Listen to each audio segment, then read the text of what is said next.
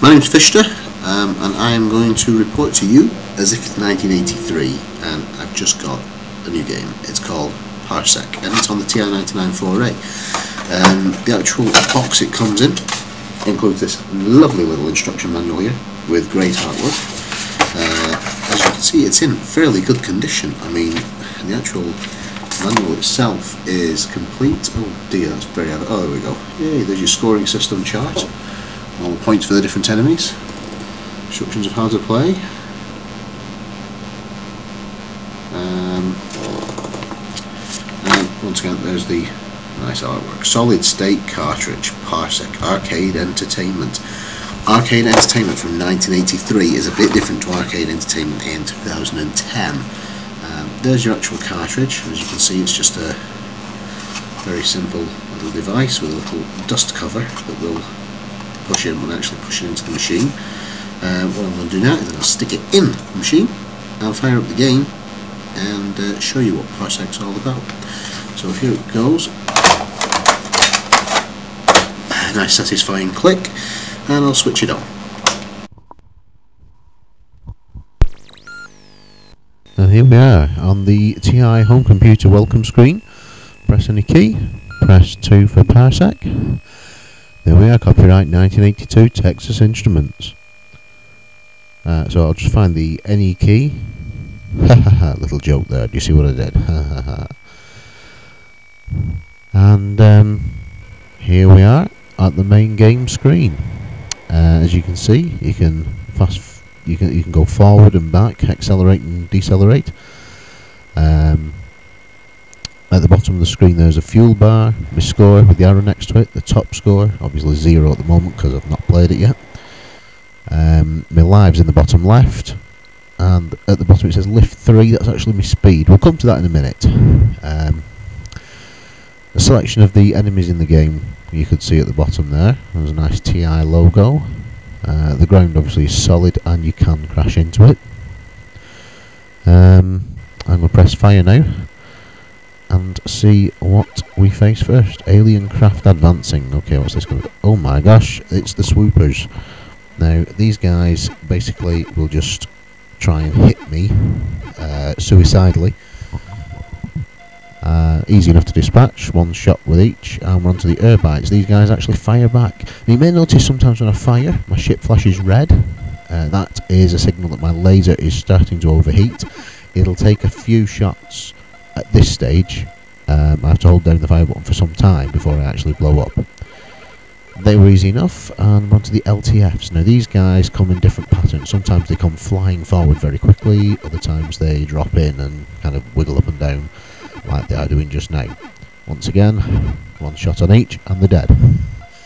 And onto the Dramites. These guys are fast and furious, they fire very quickly, and unfortunately the problem I've got is my joysticks just don't seem all that responsive.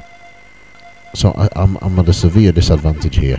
I'm not normally this bad, but there does seem to be a bit of lag, both in the recording and the actual response of the joysticks. This is the early 80s, come on, you know, we've come a long way since then. So you can see already I'm down to 2 lives, and oh, we're on to the flying saucers. These guys are sneaky and they attack you from behind.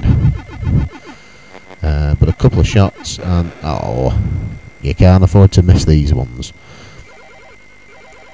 1 life left, oh dear. Right, let's not do that again. Let's make sure I shoot them all. Die alien scum. One more to go, I think. Or maybe 2. 2, there we go. Now, what I'll do here, I'll let these guys fly across the screen a little bit. You'll see the speed up slowly. We're on to the Binites. Bit easier than the Dramites. You notice when they come on they're white and then they change colour. When they're white they're actually invincible. You can't destroy them. They have to be on screen for a couple of seconds until they turn purple, and then you can shoot them. It's open season. Onto the Asteroid Belt. This is the last enemy of the first level. Basically I need to get... Oh, bloody heck. It's really difficult with these joysticks. This would be really embarrassing if I die now. Come on. Zap, zap, zap, zap. Zap, zap, zap. Careful not to overheat. I need to let my ship cool down after each burst of fire, otherwise I will overheat and explode. I really don't want to die here because I want to at least show you the refueling tunnel. The background colour's changed to green. We're on level 2, which can be recognised by the fact that now these guys take 2 hits to destroy. You can see they change colour on the first shot. Shoot them again, and they explode. I'll just let this one come past me a few times. You can see it's getting faster and faster and faster. Now, I believe I'm just changing lift speed here so you can see I'm on lift 1 now, I'm moving very slowly. Obviously I need to be on 3 to nip in and shoot this guy. So they're getting faster and faster. I believe once they get to the maximum speed they'll actually suddenly start going backwards very fast. Onto the Airbites, same problem here. These guys need 2 shots. Once again, they're still invincible for the first couple of seconds. And, oh, thank goodness, my fuel is low enough. I now have to face the refueling tunnel. Oh, come on, where is it? Ah, here it is. So, I'm going to drop down to lift 1 now. So you can see I'm much slower. And I've got to basically manoeuvre through this not particularly challenging tunnel.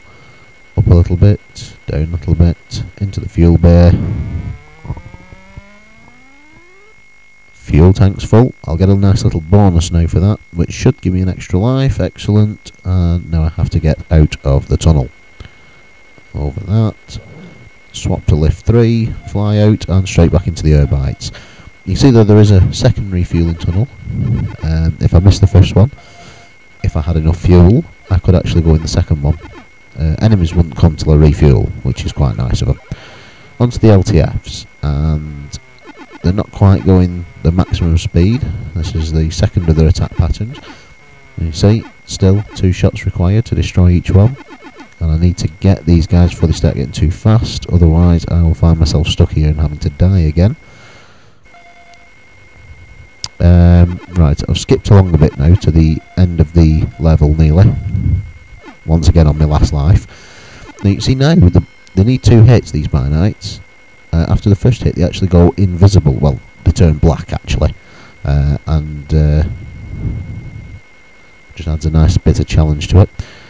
Second refueling tunnel, see it's a little bit trickier, a few more jagged bits to avoid, but still getting into the fuel tunnel's not too bad.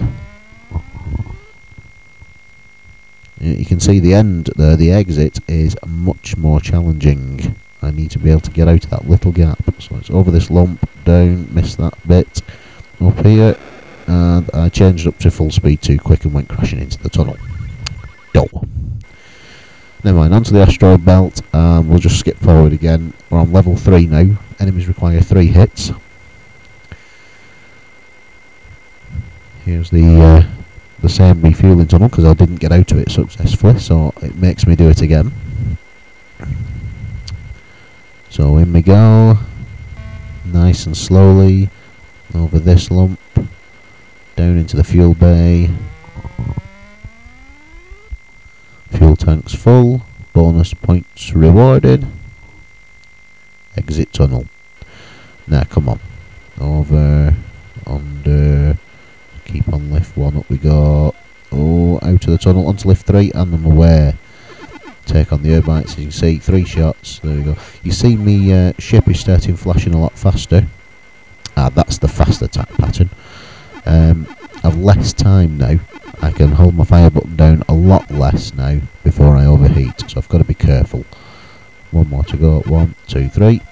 Dramites, the fast guys again. Come on, let's beat these guys, come on. Oh, 1, 2, 3. Here we go again. Come on, joysticks. Oh, don't let me down. And, well, unfortunately I didn't get any further than that.